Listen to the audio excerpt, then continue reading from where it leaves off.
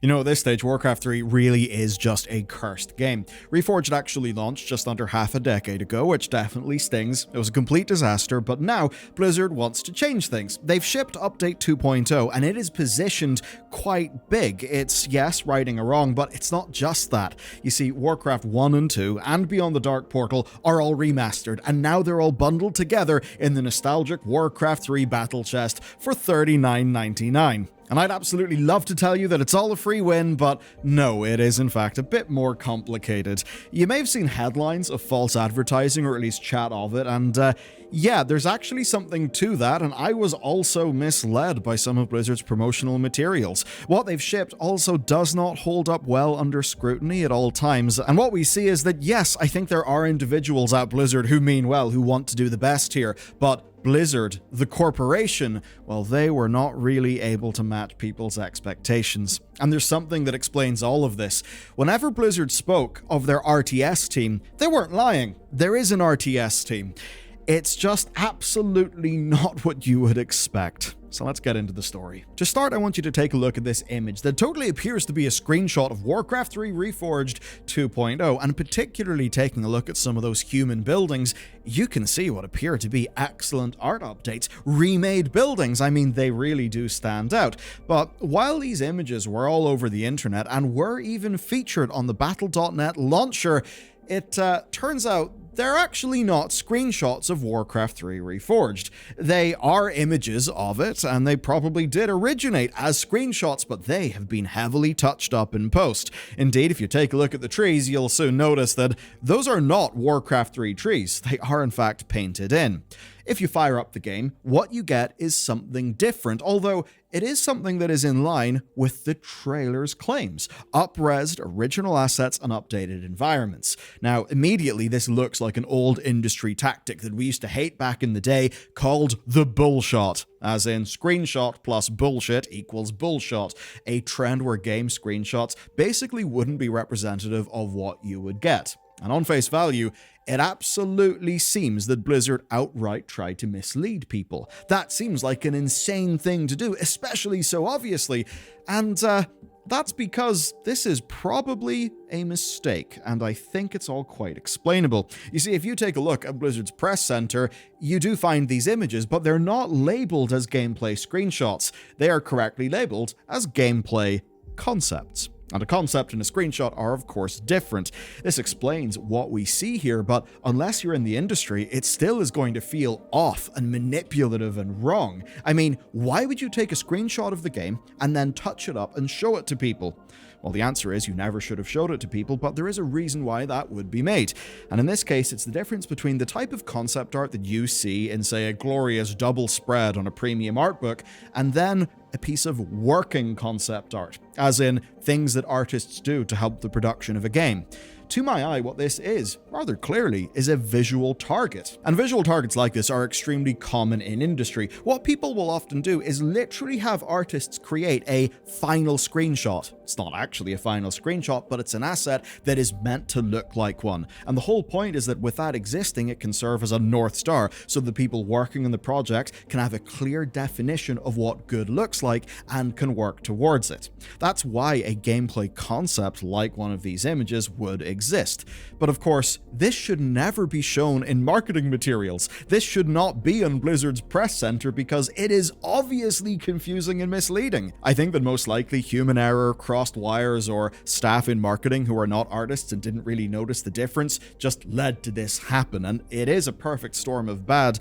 But I do think of Hanlon's razor, right? Never attribute to malice what can be adequately explained by stupidity. I think it's likely that. But even with a reasonable explanation, this is still an absolute expectations management nightmare, because we can see what they thought a visual target was, and we can compare that to the up-resed thing that we actually got. And getting all this right is the sort of thing you need a big wrinkly brain for, and thankfully, today's sponsor are going to help you get one. who are an absolute favorite of mine. They're a true supporter of the channel. They are boot.dev, and here's the deal with them. They will teach you back-end web development using Python and Go, but importantly, they're just a cut above the rest because they're designed for people like you and me, because their founders are actually viewers of the channel and big gamers themselves. So boot.dev is also a community RPG. I mean, just look at this real-time leaderboard. It's so neat. They've got quests, community boss battles, XP, all supporting an extremely thorough, detailed, career-focused learning pathway, of course made by people in that career, that'll take you from the basics of Python right through to learning back-end development, with fun side quests as well, like remaking asteroids in Pygame, and vital career-adjacent skills, things like mastering Git. Now, back-end development is a high-paid career path. You're averaging 100 grand, often with great contracts, flexible working, and these are real transferable skills across the industry.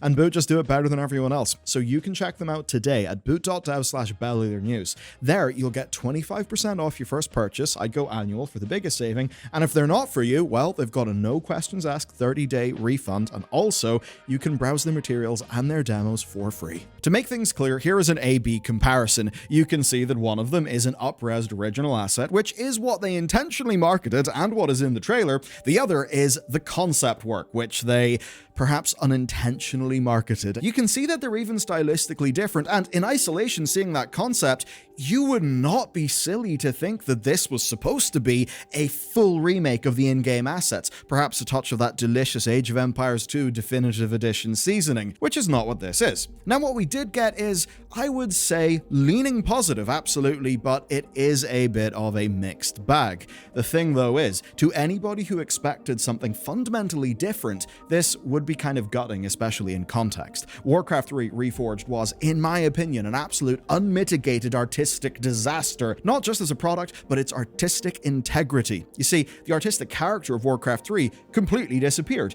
It was replaced with these kind of horrible, gnarly-looking, over-detailed models that looked like they're from Raid Shadow Legends, not a Blizzard product. And it's in the context of just how off-model Warcraft 3 Reforged graphics were that this concept actually stings, because it teases us with what a proper remaster would look like. But of course, there's more to this story than just 4 concept pieces of work.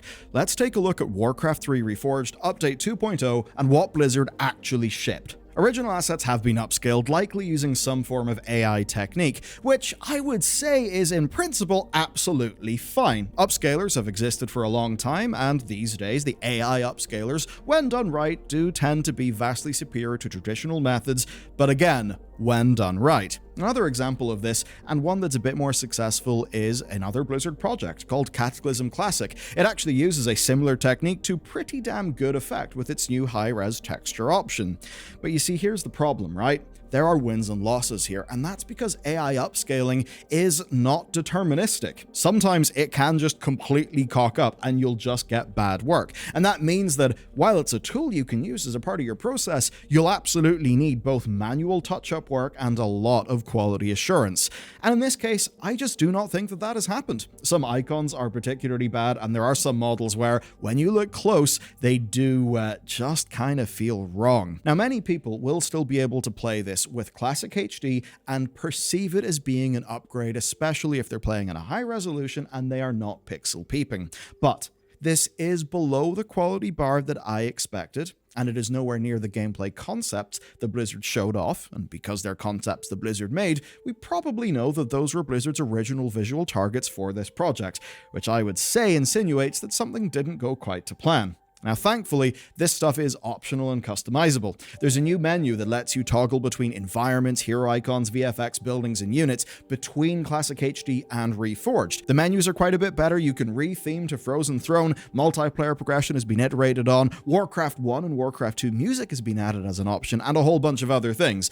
And barring some bugs, like the crazy thing that the macOS version was announced to be fixed, but then wasn't actually fixed, this, generally speaking, is progress. Warcraft 3 Reforged, you could say, is in its best official state ever. This is a step forward, and Warcraft 3 is a legendary game, one that I would heartily recommend anyone to play. It's where Warcraft as we know it actually came into its own, and it's a bloody good time as a game. And in all fairness, the new version of the Reforged environment and lighting art is, I'd say, substantially more in line with Warcraft 3's art style, so perhaps toggling those on, but using the classic models, would be the ideal way to play. But we can all see what this isn't. It is not something that will bring Warcraft RTS fundamentally back. It is not an Age of Empires 2 HD Edition to Definitive Edition scale glow-up. And to understand why, we just need to take a look at the credits, because man, they are revealing. The Warcraft RTS team has 3 people in it. Yes, 3 people, that's what's in the credits. One of them is also somebody who works on WoW Classic as a producer, so I've got to assume that they're not full-time in this. There are 2 other additional producers and 3 people labeled as external art, plus 2 outsourced studios, Gasket Games and Playside Studios. Now, of course, outsourcing is normal in the industry, it's just that here, it does appear to be rather heavy, and taking a look at the final product, quality control has not been ideal. And I think what this shows is fundamentally limited resource allocation to the project, and Blizzard not investing in a more robust in-house team. You see, outsourcing can go well. If you take a look at Age of Empires 2, a lot of its success has mixed external studios and mod teams turned professional, but this with Warcraft is not that. There is a difference between Warcraft 3 and Age of Empires 2 fundamentally, and it's cost. Bringing Warcraft 3 Reforged to par with Age of Empires 2 Definitive Edition in terms of product quality would be far more expensive. Warcraft 3's production values, its cinematic ambitions, its complexity, its differentiation between the races, those are just expensive, and that means that they're never going to put that much money in. They just won't see return on investment, and that absolutely is a shame. A War 3 remake that matches the ambition of the original Reforged pitch. Remade campaigns, honestly, something closer to a Resi 4 sort of taken things, that would have been immense, but it's not what we got. That being said, there is another thing. It's Warcraft 1 and 2 remastered. Now, sadly, those have not been remastered as extensively as StarCraft remastered, but they are both radically more playable. Both games have got fully remade art, and Warcraft 2 looks especially good, I'd say the orcs most of all. It's just a far cleaner image, though a few animations are off just looking at, say, the Lumberers. Beyond that, though, it is great. The FOV is greatly expanded, so you're not looking with this tiny FOV, which is fantastic. It feels a lot more modern. There are loads of fantastic usability improvements, health bars, innovations like tooltips, and for Warcraft 1, box select and being able to select 12 units at a time. Truly is a game changer, actually. Now, this is the sort of thing that is not an Age of Empires 2 Definitive Edition scale effort, but it is solid, and it's solid to the point where, for me, it's an easy recommendation, Warcraft 2 more so than Warcraft 1. But more than that, it also fits what Microsoft have been doing. Let's take stock of the big picture. So StarCraft Remastered and StarCraft 2's 3 campaigns are actually now all part of Game Pass PC, which you can access on the BNet app, which is pretty damn good. So it wouldn't be surprising to see that sort of thing happen with these 3 games, especially because they're now part of the relaunched Battle Chest for $39.99. And you look at that and think, well, that should be a good value. It's 3 whole games. War 3 is terrific. And I would say in a pure money for video game sense, it's totally worth it. Warcraft 3 cost like, what, $60, $50 when it came out, and it was worth that amount of money then. It's absolutely worth that now. But is this specific incarnation of it worth it in return for the effort that Blizzard put in? I would say there, things are absolutely less clear. Those up-res textures could be made by modders and probably would be made better. Reforged does not live up to its actual promise, and Blizzard's investment here does not match the significance that their Warcraft Direct placed on this project. In a way, it's like price anchoring. Reforged set expectations so low that Update 2.0 could kind of look good. But in reality, I would say it is below average for what this sort of project is. And I'm left with a clear sense of things. Number one, the big anniversaries were enough of an excuse for Blizzard to do something here and try to right a wrong, like the 30th anniversary of the Warcraft franchise. Point two, then, they're able to justify that by bundling it into a $39.99 product, and I would say, point three, that's probably it. They can probably mark Reforged off as being fixed, the old RTS games honored, and just move on, making a few bucks, mending the reputation, and perhaps having another thing that they can bundle in with Game Pass for PC. Now, I don't blame anyone on this game's team, or even the Warcraft executive team for the way that this ended up going.